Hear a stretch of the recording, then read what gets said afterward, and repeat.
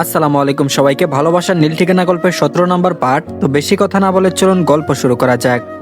Mayan বলল, আজ বড় বলে বউয়ের মুখ থেকে তুমি ডাক শুনতে পারি না। হাহুতাশ করে বিছানায় দুই পাশে হাত মেলে দিল মায়ান। প্রিয়তা তীক্ষ্ণ দৃষ্টিতে তাকিয়ে বলল, আমার কাছে আপনি ডাকটা সম্মানের আর ভালোবাসার। মায়ান বলল, যাক, এখন একটু শান্তি লাগছে। প্রিয়তা হেসে ফেললো। মফিজ আর তনিমা এসেছে। তনিমা দুটো প্যাকেট এগিয়ে দিয়ে বলল, ভাবি এটা পরে নাও। মায়ান বলল, এগুলো আবার কেন? তনিমা বলল, নতুন বউ বাড়িতে এসেছে, খালি হাতে যেতে দিই কি করে? ভাইয়া না করেন না, তৈরি হয়ে বাইরে আসেন। প্রিয়তা প্যাকেট খুলে দেখে খয়েরি রঙের হালকা কাজ করা শাড়ি, বেশ সুন্দর আর নরম কাপড়। মায়ের জন্য রয়েছে পাঞ্জাবি আর পাজামা, দুজনের কাপড়ের রং এক। বিষয়টা প্রিয়তার ভালো লাগলো। তারপর বলল, আমি এগুলো পরি না, আমার জিন্স শার্টই ঠিক আছে। প্রিয়তা বলল, ওরা এত শখ করে দিয়েছে, আর দেখুন অনেক সুন্দর, আবার ম্যাচিং ম্যাচিং, পরুন না প্লিজ। প্রিয়তার কথার ভাজে বাচ্চামো লুকানো ছিল, সাথে কিছুটা আবদারের সুর মেশালো। মায়ান রাজি হয়ে গেল। দুজনেই তৈরি হয়ে বাইরে আসে। তনিমা দেখেই নজর কাটাতে চলে আসলো। তারপর বলল, মাশাআল্লাহ, অনেক সুন্দর লাগছে আপনাদের। মফিজ বলল, হ ভাই, একেবারে নতুন জামাই বউয়ের মতন লাগতেছে। মায়ান নিজেও খেয়াল করেছে প্রিয়তাকে খয়েরি রংটা দারুণ মানিয়েছে। আজকে হঠাৎ করে মায়ানের মনে হলো খয়েরি রংটা ওর কেমন প্রিয় হয়ে উঠেছে। তারপর বলল, চলেন জায়গা, পরে আবার ফিরতে দেরি হয়ে যাইব। মায়ান বলল, গাড়ি নিয়ে যাই। মফিজ বলল, না না ভাই, গাড়ি তো মেলায় ঢুকবো না, আমরা বরং রিক্সা নেই। বলতে বলতে মফিজ দুটো রিক্সা ডেকে আনে। প্রিয়তা তনিমার জন্য বিচলিত হয়ে বলল, রাস্তা ভালো তো, তনিমার অসুবিধা হবে না? মফিজ বলল, আপনি চিন্তা করবেন না ভাবি, আমি আছি তো। এরপর ওই যে যার মতো রিক্সায় উঠে বসলো। মায়ান প্রিয়তার আঁচল সামনে রিক্সায় তুলে দিয়ে ওর পাশে বসে পড়ে। পিঠের পেছন দিয়ে হাত নিয়ে এসে প্রিয়তার পাশে রাখতেই প্রিয়তা চমকে ওঠে ওর মুখের দিকে তাকাই। তারপর বলল, কি দেখো? প্রিয়তা বলল, আপনার হাত। মায়ান বলল, যদি পড়ে যাও তখন? প্রিয়তা প্রতিবাদ করলো না। এই কেয়ারটুকু ভীষণ ভালো লাগলো ওর। অথচ 3 দিন আগেও মায়ানের উপর কত রাগ অভিমান ছিল, এখন কেমন সব মায়া আর ভালোবাসায় রূপ নিচ্ছে। মায়ান যেন ক্ষণে ক্ষণে নিজের রূপ বদল করছে। আর এদিকে দুই জুটি মিলে মেলা ঘুরতে বের হয়েছে। মেলায় এত এত ভিড় দেখে মায়ান বিরক্ত হয়। চারিদিকে ধুলোবালি কোলাহল মিলেমিশে অসহ্যকর পরিবেশ সৃষ্টি করেছে। কিন্তু প্রিয়তা এসব খুব মজা নিয়ে উপভোগ করছে। তনিমার সাথে ওরা কসমেটিক্সের দোকানে যায়। তনিমা চুড়ি দেখে বায়না করে বলল, কিনে দিন না। মফিজ বলল, নাও, যেটা যেটা পছন্দ করো সব কিনা দিমু। তুমি আমাকে যে খুশি দিছো, তার কাছে দুনিয়ার সব খুশিও তোমার কিনে দিলে কম হইব। তনিমা লাজুক হেসে চুরি কেনায় মনোযোগী হয়। প্রিয়তাও চুরি দেখছে। মায়ানের চোখ পড়লো স্টোনের রিং জাতীয় কিছু একটার উপরে, বেশ সুন্দর আর চকচকে লাগছে। ওর হাতে তুলে নিয়ে বলল, আংটি এত ছোট কেন? দোকানদার হেসে বলল, ওটা আংটি নয়, চুটকি। মায়ান বলল, এটা আবার কি? প্রিয়তা বলে ওঠে, পায়ের রিং, এগুলো পায়ের আঙ্গুলে পরে। মায়ান অবিশ্বাস্য গলায় বলে ওঠে, মেয়েদের সাজসজ্জার জিনিস দেখলে মাথায় নষ্ট হয়ে যায়, শেষে কিনা পায়ের আঙ্গুলে পরার জন্য আংটি আছে। দেখি তোমার পা কেমন লাগে, পরো তো। বলতে বলতে মায়ান প্রিয়তার পায়ের কাছে বসে বসে ওর পায়ে হাত দেয়। প্রিয়তা হৈ হৈ করে বলে ওঠে, কি করছেন? পায়ে হাত দিচ্ছেন কেন? মায়ান বলল, নইলে এটা পরাবো কি করে? প্রিয়তা বলল, আমাকে দিন, আমি পড়ছি। মায়ান বলল, আমি পরাবো? মানুষ আঙ্গুলে রিং পরিয়ে আংটি বদল করে, আমি না হয় বউয়ের পায়ে আংটি পরালাম। পা তুলো চুপচাপ। প্রিয়তা বাধ্য হয়ে পা তুলে মায়ানের হাঁটুর উপর রাখে। ব্যালেন্স রাখতে এক হাত মায়ানের কাজ চেপে ধরে রাখে। মায়ান একটা আঙ্গুলে রিং পরিয়ে দেখে নেয়। কিছু একটা ভেবে বলল, আসলে রিংটা সুন্দর নয়, তোমার পা সুন্দর, একটা পদ্ম ফুলের মতো, তাই রিং পরিয়ে সুন্দর লাগছে। মায়ান প্রিয়তার প্রশংসা করছে। মনের মধ্যে ভালো লাগা কাজ করলো ওর। মায়ান উঠে দাঁড়ায়। দোকানিকে বলে আরো কয়েকটা রিং কিনে নেয়, সাথে ডজনখানেক কাচের চুরি সহ আরো কিছু প্রসাধনী কিনে ওখান থেকে বেরিয়ে আসে। তনিমা গো ধরে বসে আছে মেলায় আসা রাইডে উঠবে। মফিজ স্পষ্ট জানিয়ে দিয়েছে এখন এসব রাইডে ওঠা যাবে না, কিন্তু তনিমার শুনলে তো বরং বড় ঝুলন্ত নৌকায় ওঠার জন্য বায়না করছে। রাইডের সামনে বড় সাইনবোর্ডে বড় বড় অক্ষরে লেখা আছে, সন্তান সম্ভাবনা এবং হার্টের রোগীদের জন্য এটা নয়। মফিজ অদূর গলায় ডাকে, তারপর বলল, দেখো বউ, বাচ্চা হইলে পরে তোমার ফ্যান্টাসি পার্কে নিয়ে ঘুরতে যাবো নে, এখন জিদ করো না তো।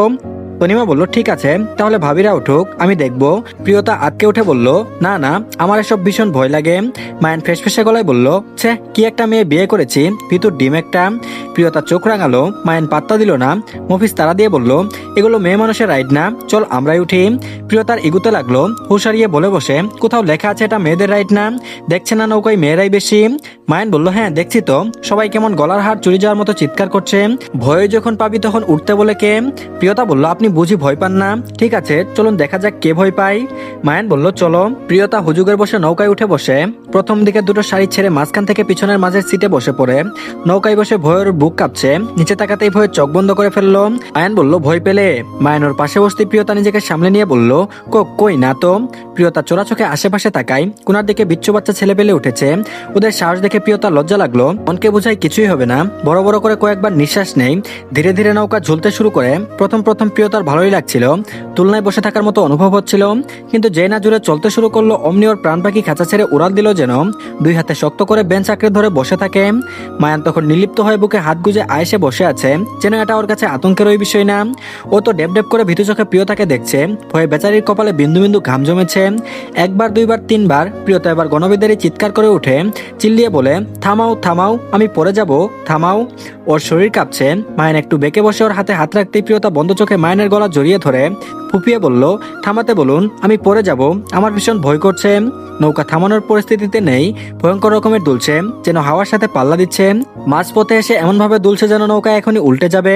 মায়ের নিচ থেকে প্রিয়তার কাছে আসা ভালো লাগলো। ওর পিঠে আলতো করে হাত রেখে সান্ত্বনা দেয়, তারপর বলল, আমি আছি, ভয় পেও না। প্রিয়তা মানতে নারাজ, ভয়ার্ত গলায় বারবার বলল, নামান আমায়, পড়ে যাব আমি। ওর ভয় পাওয়া দেখে মায়ান প্রিয়তাকে তুলে ওর কোলের ওপর নিয়ে নেয়। প্রিয়তা হাঁটু মুড়ে দুই পা ছড়িয়ে মায়ানের কোমর জড়িয়ে ধরে ওর সাথে এটে রয়, যেন এখনই মায়ানের বুকের ভেতর ঢুকে যেতে পারলে বাঁচে। তারপর বলল, কিচ্ছু হবে না, আমাকে শক্ত করে ধরে থাকো পাখি। প্রিয়তা তাই করলো। মায়ান ওকে আশ্বস্ত করে বলল, চোখ খুলো, দেখো গধূলিবেলা সূর্যটাকে কত সুন্দর লাগছে। মায়ান আঁকড়ে ধরায় স্বস্তি পেল ও। অভয় পেয়ে ধীরে ধীরে চোখ মেলে তাকায়। মাথাটা হালকা ঘুরিয়ে সামনে তাকাতেই দুবন্টা সূর্য চোখে পড়তেই মনটা পুলকিত হয়ে ওঠে। এক মুহূর্তের জন্য ও ভুলে যায় কোথায় আছে ও। একটু আগে ভয় পেয়ে চিৎকার করা প্রিয়তার এখন চেঁচিয়ে আনন্দ প্রকাশ করতে ইচ্ছে করছে। মায়ান বলল, সুন্দর না? প্রিয়তা মায়ানের কথার উত্তর দিতে ঘুরতে অনাকাঙ্ক্ষিতভাবে ওর ঠোঁট গিয়ে মায়ানের ঠোঁট স্পর্শ করে। আকস্মিক ঘটে যাওয়া ঘটনায় দুজনেই হতভম্ব হয়ে যায়। প্রিয়তা মায়ানের কাঁধে মুখ গুজে দেয়, লজ্জা পেয়েছে ভীষণ। মায়ান এই মুহূর্তে ঘটে যাওয়া ঘটনা উদ্ঘাটন করতে চাইছে, কি ঘটে গেল ওর সাথে। লাজুক প্রিয়তার ঘন ঘন নিঃশ্বাস ওকে পাগল করে দিচ্ছে যেন। সামনে ধরে রাখা হাতল ছেড়ে প্রিয়তার কোমর চেপে ধরে ও। প্রিয়তা তরাক করে চোখে তাকায়। মায়ানের চোখে নেশা, মাদকতা মিশ্রিত গলায় বলল, এটা কি সত্যি ছিল পাখি? তুমি ছুঁয়েছো আমায়? তা উত্তর দিতে পারে না। একটা অ্যাক্সিডেন্ট মায়ান এতটা সিরিয়াস হয়ে যাবে ও কল্পনাও করতে পারেনি। প্রিয়তা বলল, আমি ইচ্ছে করে করিনি তো, ও তো। মায়ান বলল, আমাকে ফিল করার সময় দাও, now I want to feel you it again. বলে প্রিয়তাকে কিছু বলার সুযোগ না দিয়ে গাঢ় চুম্বনে লিপ্ত হয়। ছাড়লো কিছু মুহূর্ত পরে। প্রিয়তা লজ্জায় ইতিহাতি চাইলো, তারপর বলল, কেউ দেখছে না। এই কথাটা প্রিয়তাকে লজ্জায় ফেলে দিল। আজকেও যেন ওর লজ্জা পাওয়ার দিন, প্রিয়তার লজ্জা দিবস। নৌকা থামালো আরো কিছুক্ষণ পরে। মায়ান প্রিয়তাকে নিয়ে সাবধানে নৌকা থেকে নেমে আসে। ওর মাথা ঘুরছিল তখন। টলে পড়তে মায়ান ওর হাত ধরে ফেলে, তারপর বলল, ঠিক আছো? প্রিয়তা বলল, মাথা ঘুরছে। মায়ান বলল, আমি ধরছি, পানি খাবে? মাথা নাড়ালো প্রিয়তা। তনিমা, মফিজ আশেপাশেই ছিল। ওদের দেখে এগিয়ে আসে, পানির বোতল এগিয়ে দিয়ে চিন্তিত গলায় জিজ্ঞেস করলো, ভাবি ঠিক আছে? প্রিয়তা বলল, হ্যাঁ, মাথা ঘুরছে একটু, সেরে যাবে। মফিজ বলল, তোমার জন্যই হইল সব, নিজে উঠবার পারো নাই তার জন্য ভাবিকে উঠাইলাম। প্রিয়তা বলল, না না মফিজ ভাই, ভাবিকে বকবেন না, প্রথমবার উঠেছি তো তাই একটু মাথা ঘুরছে, কিন্তু মজার ছিল, বাবু হলে আমি আর ভাবি একসাথে উঠবো। মায়ের ওর কানের কাছে মুখ নিয়ে ফিসফিস করে বলল, কার বাবু, আমাদের না ওদের? প্রিয়তা শুকনো কাশি উঠে যায়। তনিমা ব্যস্ত হয়ে ওকে ধরে, তারপর বলল, চলো আমার সাথে, কতক্ষণ হলো খালি পেটে, এবার কিছু খাওয়া দরকার। আয়ন বলল, চলো চলো, এখানে অনেক ভালো ফাস্টফুড পাওয়া যায়, টেস্ট করে দেখি। বেছে বেছে দুজনে সেই ফুচকার দোকানে হামলে পড়লো। তনিমা বসেছে তো ওঠার নামই নেই। মফিজ বেশ বুঝতে পারছে আজকে তনিমা কোনো বারণ শুনবে না।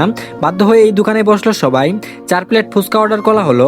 মায়ের এটার নাম শুনেছে অনেক আগে, কিন্তু কখনো খাওয়া হয়ে ওঠেনি।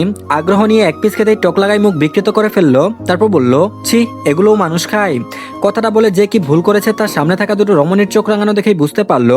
প্রিয়তা তোর আগে মায়ের প্লেট টেনে নিয়ে নেই। তারপর বলল, আরে রেগে যাচ্ছ কেন? মানুষ খায় বলতে এগুলো তো মেয়ে মানুষের খাবার। কিছুটা হাসার চেষ্টা করে বলল মায়ান। প্রিয়তা রাগ দেখিয়ে বলল, এখন খাবারেও ছেলে মেয়ে খুঁজছেন? আর আপনাদের খাবার যে বিড়ি সিগারেট, ওগুলো কি মানুষের খাবার? মায়ান মুখ ঘুরিয়ে বলল, আমি ওসব খাই না, কখনো দেখেছ আমায় খেতে? প্রিয়তা চরম লেভেলের অবাক হলো।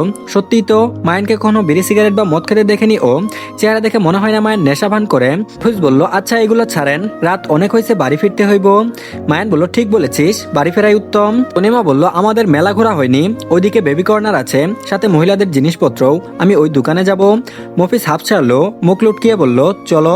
তনিমা বেবি কর্নার এসে ছোট বাচ্চাদের জন্য কিছু জিনিস কিনলো। মফিজ বারণ করে বলল, এখনই কেন নিতেছ? গুরুজনেরা কি কেউ জানো না, বাচ্চা হওয়ার আগে এইগুলো নিতে নাই?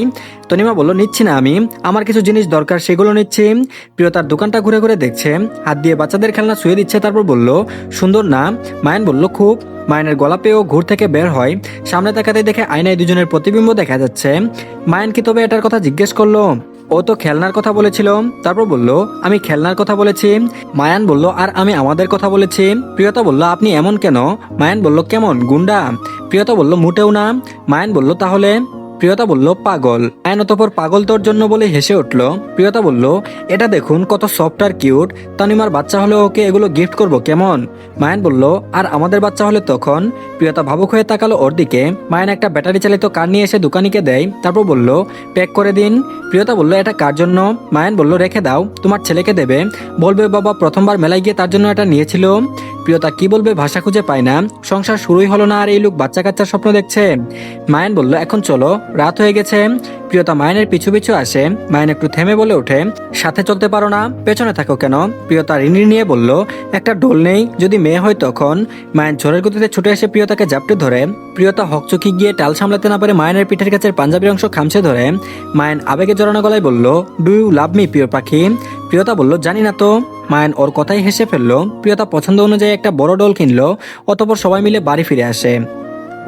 তো ধন্যবাদ সবাইকে, এই পার্টটি এই পর্যন্তই। পরবর্তী পার্টও দিয়ে দেওয়া হয়েছে, সবাই দেখে নেবেন। তো সবাই প্লিজ অবশ্যই চ্যানেলটিকে সাবস্ক্রাইব করে দিন আর ভিডিওতে অবশ্যই লাইক দিবেন। ভালো থাকবেন সবাই, আল্লাহ হাফেজ।